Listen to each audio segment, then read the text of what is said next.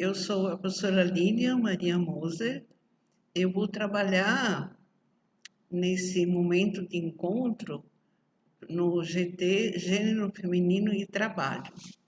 Então, tem aqui várias fotos que, primeiramente, eu vou dizer é resultado das pesquisas que o grupo de pesquisa faz, junto com alunos de PIBIC, principalmente alunos do mestrado também, dentro do grupo de pesquisa CEDEAMBRO, que é o Centro de Memória e História de Rondônia.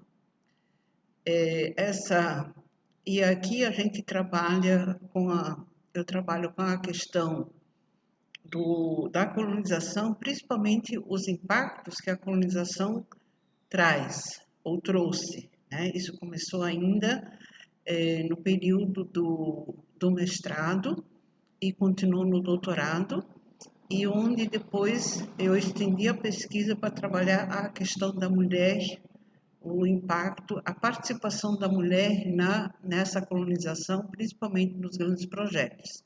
Aqui a gente está vendo, são pessoas de vários estados brasileiros. Aqui nós temos indígenas, mulheres indígenas, e aqui a gente também tem uma mulher indígena, né?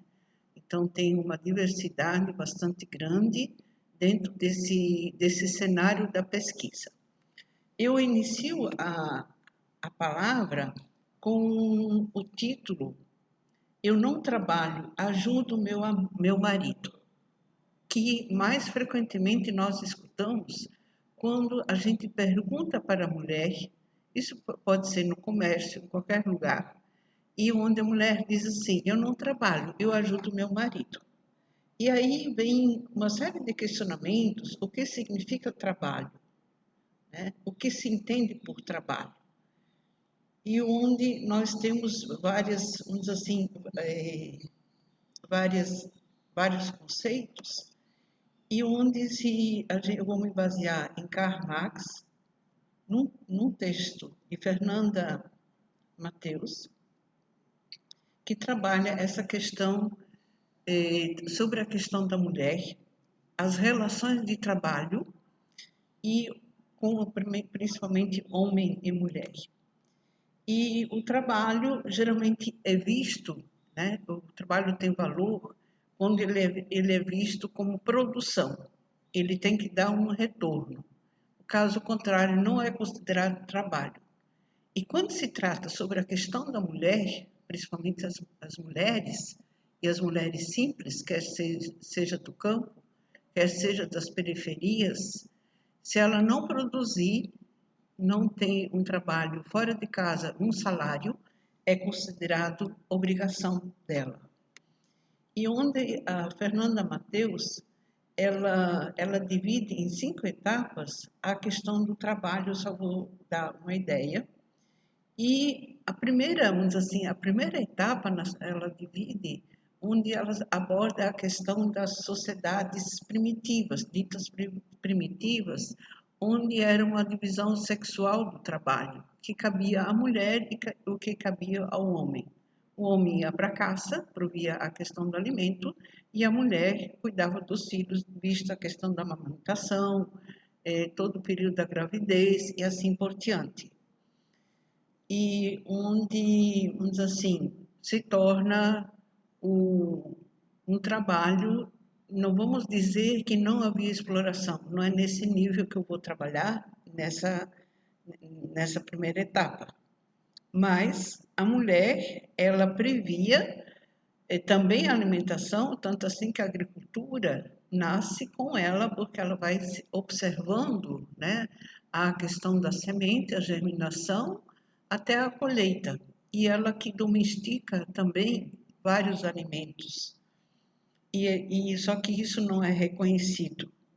No segundo momento, a família se organiza como unidade de produção, e onde o homem ele tem a propriedade. Isso a gente vai ver ao longo da pesquisa, logo em seguida eu vou apresentar.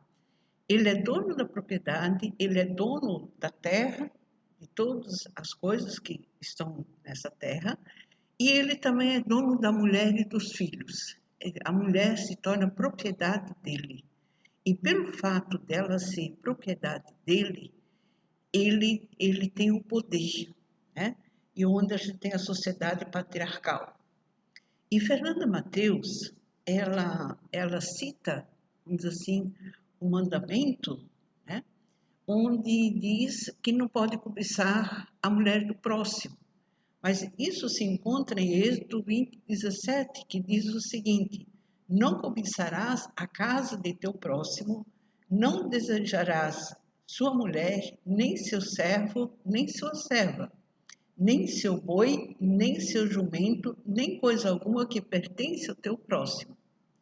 Todo aquele que olha para uma mulher com o desejo libidinoso cometeu adultério com ela em seu coração. Isso está reafirmado em Mateus 5:28. Então, ela se torna propriedade desse marido, desse companheiro, e ela não tem desejo próprio. Ela não tem autonomia na sua vida. Ela obedece.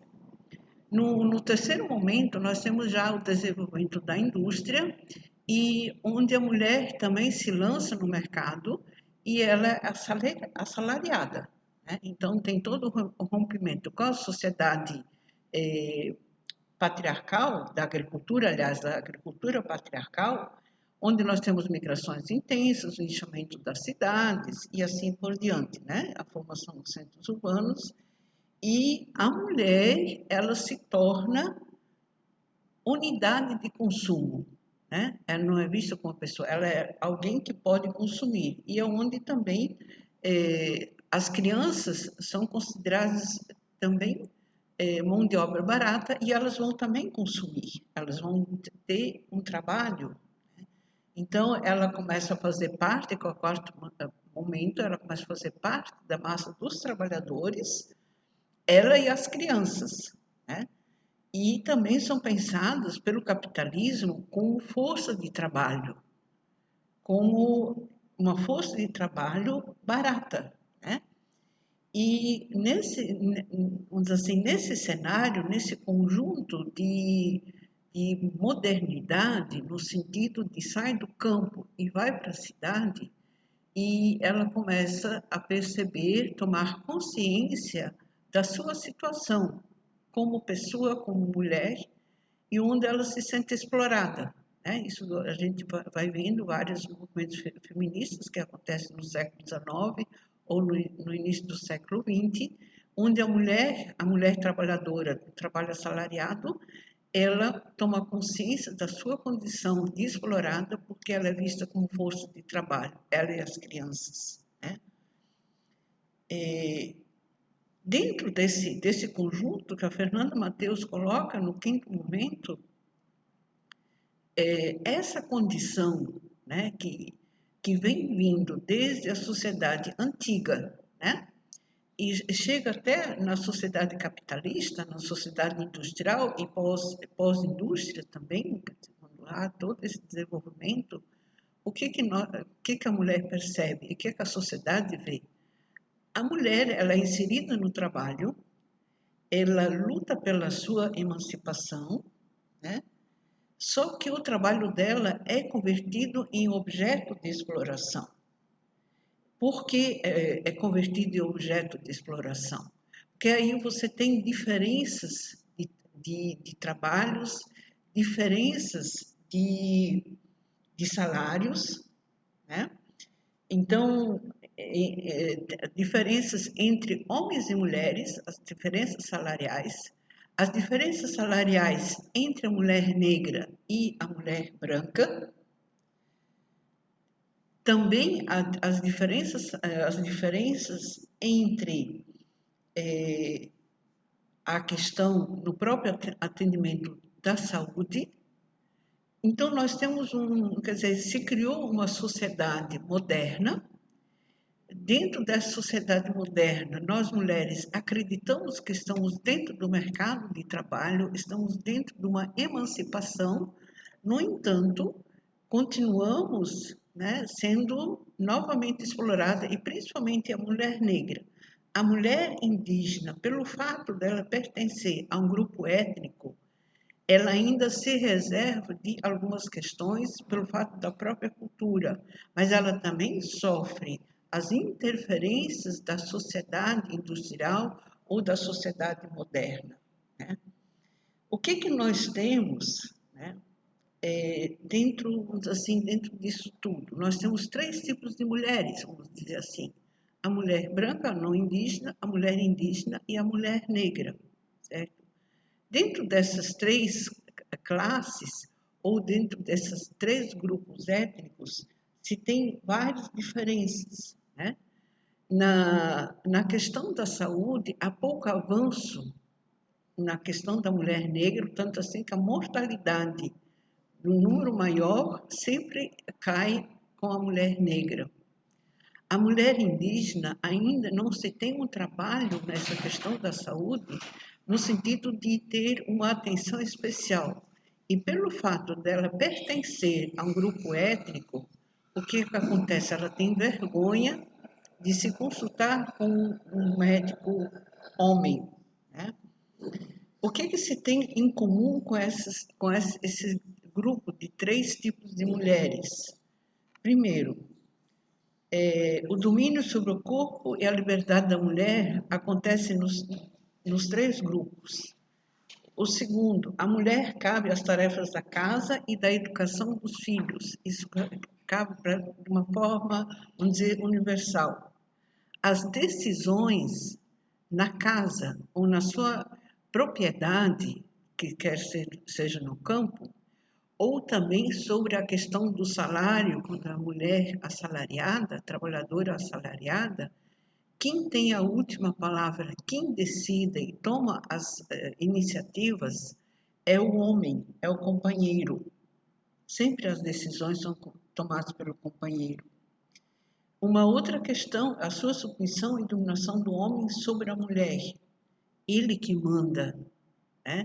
Então, ela não tem liberdade, ela não tem domínio sobre o seu corpo, porque ela continua pertencendo como propriedade ao seu companheiro.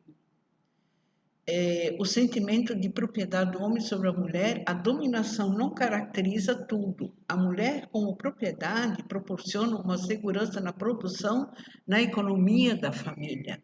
Então, não é simplesmente se apossar da mulher, mas ela é uma peça fundamental na economia do lar, né? E ela ainda diz: eu não trabalho, eu ajudo meu marido. E a gente vê que tem inúmeras tarefas que ela faz. A mulher é considerado o sexo frágil. No entanto, sem a mulher no seio da família, tudo desanda, vamos dizer assim, porque ela é como se fosse o equilíbrio da família, é como aquela que cuida, né? Mas é sempre nas ordens do marido. Então, aqui nós temos 3 fotos, né? Resultado de pesquisa, e onde eu começo nessa primeira aqui, que é a filha e a mãe. São colonizadoras, quer dizer, são da área rural.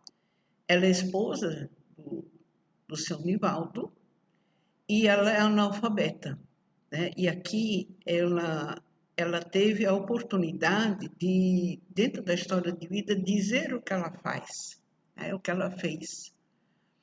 Então, nós colhemos dentro da metodologia da história oral, nós colhemos a história de vida, aqui é o momento onde nós retornamos a campo e a filha lê o que ela escreveu. Ela ficou muito feliz, a gente vê pela fisionomia, né, pela expressão do rosto, e ela dizia assim, foi isso que eu falei. E ela se sentiu importante dentro desse processo de colonização, porque a história foi escrita sempre pelo grande homem, né? E pelo poder do Estado, e a mulher ficou invisível dentro desse conjunto todo, né? Aqui é a Dona Luísa, ela fez mais de 200 partos no interior, no município chamado Nova União, e nunca foi reconhecida. A história dela é interessante. Aqui ela hoje já é falecida, ela tinha no quintal mais de 31 espécies de ervas medicinais, e as pessoas iam lá para pegar a erva, pegar cheiro verde, essa coisa toda, morava sozinha. E na casa, ela tinha organizado, era uma casa de madeira pequena, onde tinha sala de espera, onde tinha o lugar onde ela fazia o parto, tinha outra salinha onde era o repouso, e ela fazia uma sopa de frango que até os homens queriam, porque daí recuperava a mulher, sem cobrar nenhum centavo. Ela sabia escrever, ela tinha um caderno onde ela anotava tudo, e onde ela dava um bilhetinho, ela disse, eu dava um bilhetinho, colocava a hora do nascimento da criança, o sexo, todos os dados pessoais, né, também do pai, e aí o pai pegava esse bilhete, esse papel, ia lá no hospital para pegar o atestado médico e assim poder registrar a criança, ter a certidão de nascimento, né? Então, é todo um processo, quer dizer, ela fez só nesse município, ela fez mais de 200 partos, ela é origem de Minas Gerais. Aqui nós temos uma mulher indígena caritiana, né? Já faz tempo essa foto, foi tirada perto do ano 2000, e onde a gente vê que ela prepara o alimento conforme a sua cultura, né? A modernidade, ela interfere, tem um fogão a gás, só que ela faz do jeito que ela aprendeu, então se faz no chão, né? Quer dizer, ali. Então ela é preocupada, a mulher sempre preocupada com o alimento. Aqui atrás a gente vê um teçado, que faz parte também já da cultura e do trabalho da mulher, porque ela precisa também, às vezes, cortar e mesmo para defesa, né? Aqui, outro casal, né, também de imigrantes, e onde o homem é considerado e cultuado como chefe da família, e a mulher é mãe, trabalhadora, e tem que sempre ser dócil e submissa. No processo de colonização, a terra sempre coube aos homens. Quem recebia o título da terra era o homem. Para isso, ele tinha que ser casado, né? Então, precisava ser casado para receber o título da terra. Senão, ele não recebia. Então, havia casamentos muito rápidos e bem jovens para ele poder receber o título da terra. A maioria dos homens que já eram casados e que vinham para Rondônia, né, para vários lugares de Rondônia, eles vinham, como eles diziam assim, as mulheres diziam, meu marido veio na frente, não veio com a família, né? E depois ele mandava um recado, que demorava um tempo para chegar lá, né? Tanto no Paraná, Minas Gerais, no Nordeste, tem uma mistura muito grande, né?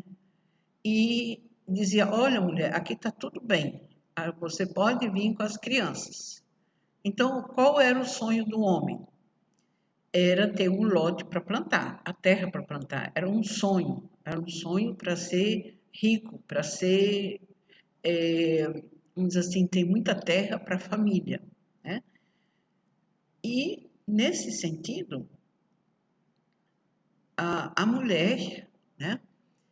A mulher, ela não participava da distribuição das terras.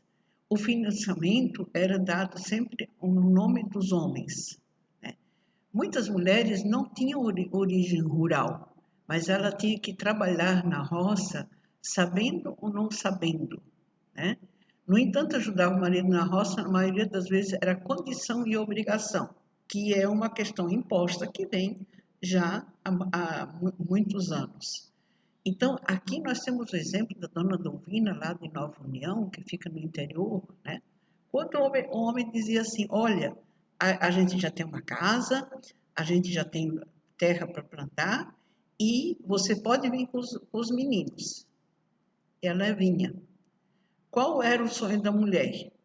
Encontrar um lar com condições de vida, que tivesse escola nos arredores, que tivesse posto de saúde, que tivesse mercado, que tivesse uma igreja, que tivesse amigos e assim por diante. Esse era o sonho da mulher, só que não encontrava. Né? Tem um documentário onde coloca nesse sentido, não encontrava essa condição.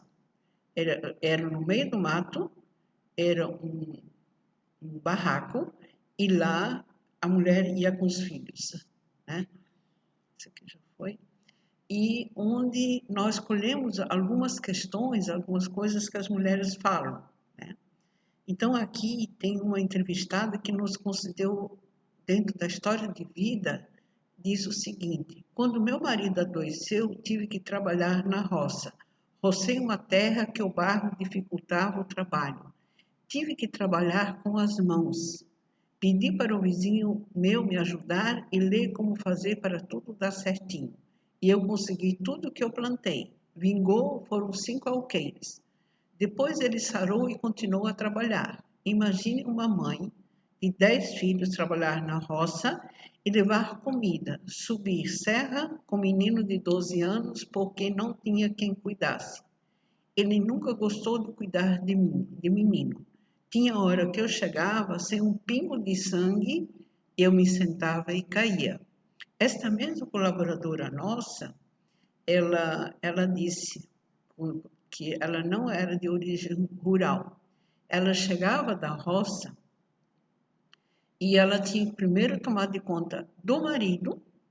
Isso significava o quê? Lavar os pés, arrumar a janta, para depois cuidar dos meninos pequenos. E se um menino pequeno chorasse, apanhava todo mundo e ela dizia, inclusive eu junto, né? Então, esse era um trabalho da mulher que não está escrito nos livros nem na história oficial. Tem uma outra colaboradora que diz o seguinte: costurava dia e noite, às vezes acordava às 3 horas da manhã para limpar a casa, para quando amanhecesse já estivesse tudo limpo e eu pudesse começar a costurar. Não tinha tempo às vezes nem de sair do portão de casa, só trabalhando. Costurei 19 anos na máquina para o sustento da minha família todinha e eu não podia esperar do lote, quer dizer, não podia esperar do sítio, da terra, porque nessa divisão de terras, né, que não foi feito logo estudo da terra. Nessa divisão da terra, teve terras que não produziram nada, né? E o marido nem sempre, quer dizer, o homem nem sempre tinha o conhecimento da terra, como não havia esse estudo, isso na década de 80, 90, depois da década de 90, né, agora se tem um estudo de análise da terra. Então não se tinha e onde se investia muito e não se tirava nada. Só que esse tipo de trabalho da mulher também não foi reconhecido, porque como ela tinha filhos, ou eles têm filhos, se tornava obrigação de colocar comida na mesa, né? Então, é o homem que leva, vamos dizer assim, os louros e a mulher que, atrás dos bastidores, garante, né, a vida da família. E essa aqui, do lado aqui, é a dona Mainha, né, como ela gostava de ser chamada, e onde ela diz, a mulher sofre mais. Onde ela diz assim, trabalhei demais, filha. O homem trabalha, é bem verdade, mas é a mulher que sofre mais e são os filhos que ganham. Porque aqui, atrás dessa afirmativa dela, dessa fala, ela diz o quê? Ela se preocupa com os filhos. Quem quer que os filhos se deem bem é a mulher, porque o homem, ele olha para a mulher e para os filhos como propriedade e como produtores, quer dizer, eles vão trabalhar. Essa origem, na origem rural, se tem muito, né? Quando se tinha antigamente, né, na década de 40, 50, 60, os filhos eram olhados como pequenos trabalhadores, porque eles podiam produzir. E aí a gente também tem a questão do primeiro filho, ele tinha que ser homem, porque ele vai garantir a força de trabalho. E a mulher foi considerada o sexo frágil, mas indiretamente ela também é força de trabalho, porque ela tinha que prover o alimento, dar conta da casa e dar conta de todo assim, o pertencimento da casa, né? Então tem várias histórias nesse sentido e, vamos dizer assim, reais. Aqui a gente tem mulheres indígenas, né? Repete essa foto aqui, porque qual é o trabalho da mulher indígena no seu povo? Prover o alimento, cuidar das crianças, né? Da educação, quer dizer, ela é, ela é aquela que garante a unidade da família, ela que garante a harmonia, né? Ela tem que ser equilibrada, isso acontece em todas as mulheres, não só indígenas, brancas ou negras, né? A mulher que tem que ser equilibrada, porque se acontecer alguma coisa, né, é a mulher que é culpabilizada e ela que é neurótica. O homem nunca é neurótica, mas a mulher sim é neurótica. Com todo o trabalho que ela ainda tem que estar sorrindo, né? Então, a mulher, ela vem hoje também para a cidade, ela tem nós estamos acompanhando toda a questão indígena, né? As mulheres, o que elas fazem? Elas vivem muito ainda dentro assim, do não reconhecimento pela própria sociedade, mas elas já faz muitos anos, onde elas vendem os artesanatos produzidos por elas mesmas para o comércio na cidade, e onde nós temos, por exemplo, alguns exemplos de mulheres cartianas e outros também, que casaram com homem não indígena, vivem na cidade e vendem artesanato aqui na cidade para garantir ou ajudar na questão, para somar na casa. O marido trabalha em diversos empregos, por exemplo, conheci como motorista na empresa de ônibus e também em outras atividades, e ela acompanha, só que ela teve que se adequar ao marido, né? Ela teve que se adequar para poder encontrar a questão da sua identidade também, né? Então, por exemplo, assim, quando eu conversei com elas, tinha um grupo, porque aí elas, como mulheres indígenas, uma dá força para a outra, para não ficar sozinha, porque o mundo da cultura ocidental é muito diferente, então elas precisam, muitas vezes, então uma casa, a outra também vai casar para morar na cidade, para elas ficarem perto uma da outra e poderem, vamos dizer assim, ter um contato para não perder as suas raízes, mas não é só perder as raízes, mas no sentido de poder conversar e sentir-se mulher indígena. A questão cultural é muito importante, né? A questão identitária é muito importante. Quanto à questão da mulher negra, né, o que se observa dentro da pesquisa que nós fizemos, ela trabalha de empregada doméstica, ela serve para limpar, ela serve para cozinhar, ela serve para lavar roupa, mas nem sempre ela é uma babá, pelo fato de ser negra. Nos supermercados, você sempre vê a maioria, né, que vai na questão no setor da limpeza, E uma e outra vai também para a contratação de caixas no comércio, né? Principalmente nos mercados. O que a mulher negra sofre ainda? Ela traz a mácula do sexismo, que é ainda a herança do escravismo. A maior parte ainda hoje é considerada prostituta, é boa para o trabalho de casa, não tem preguiça, porém seu corpo está sempre disponível, né? E aqui a gente tem obras literárias, tem toda uma pesquisa que prova isso e que se discute principalmente, né, na literatura, como essas mulheres são tratadas. Então, a mulher negra, ela não é para pensar, ela é somente para obedecer. Ela está ali para o trabalho. A mulher indígena é mais difícil você encontrar como empregada doméstica devido, vamos dizer assim, todo o aspecto cultural que ainda vigia em cima disso, né? Mas, principalmente, a sociedade nossa, moderna, pós-moderna, ela não acredita na mulher indígena como capaz de limpar ou capaz de gerir um lar, né? Então, a mulher negra, ela é considerada alguém que é acostumada a trabalhar. Ela foi, ela foi obrigada a fazer as tarefas que são lhe impostas, né? A mulher indígena ainda não se conseguiu totalmente porque tem toda, vamos dizer assim, a questão da questão étnica que ainda vela sobre isso, né?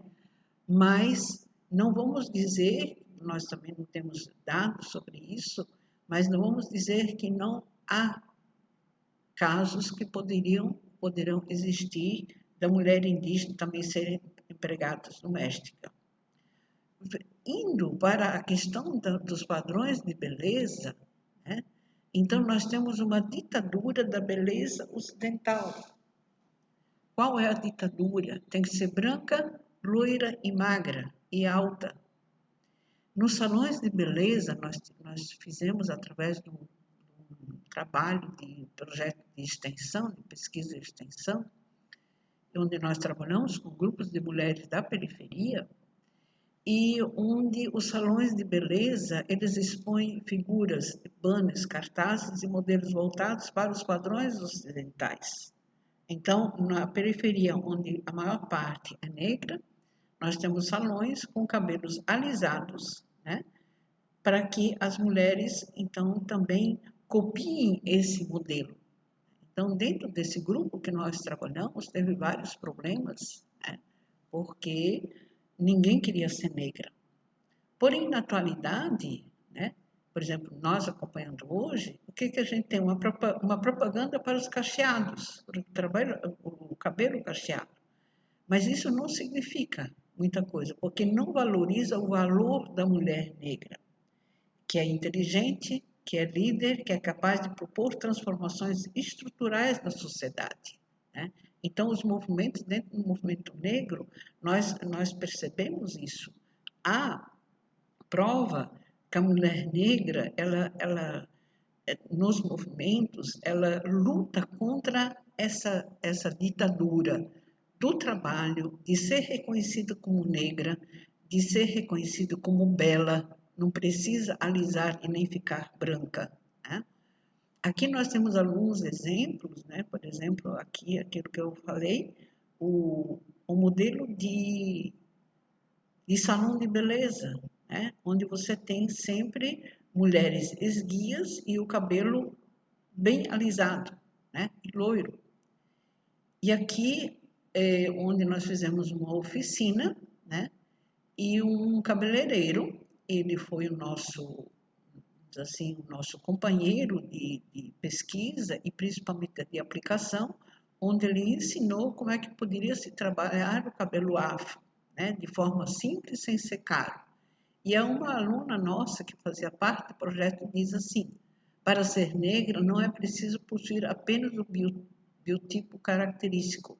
É fundamental que haja uma interação entre o corpo e a alma, né? Quer dizer, é o ser todo. É tudo porque eu posso ser negra de cabelo cacheado, porém eu não me aceito como negra de cabelo cacheado, né? Dentro desse universo do trabalho, né, da mulher, aqui eu encontrei um poema, né, que ignora o protagonismo. Isso está no final do século XIX e no início do século XX, sobre a questão da visibilidade, onde se diz o seguinte: a branquinha é prata fina, a mulata é cordão de ouro, a cabocla é o cesto de flores, a negra é o surrão de couro. A branca come galinha, a mulata come peru, a cabocla come perdiz, a negra come urubu. Vê o que nós só nesse poema traz toda uma realidade das diferenças e do sexismo, da falta de reconhecimento, né? Aí vai se dizer assim, muitos poderão dizer, isso é século XIX, início do século XX, hoje não tem mais. Tem, hoje ainda tem, só que de uma forma camuflada. Então, Stuart Mill, né, ele vai nos dizer que a sociedade molda a mulher na sua subjetividade para ser submissa.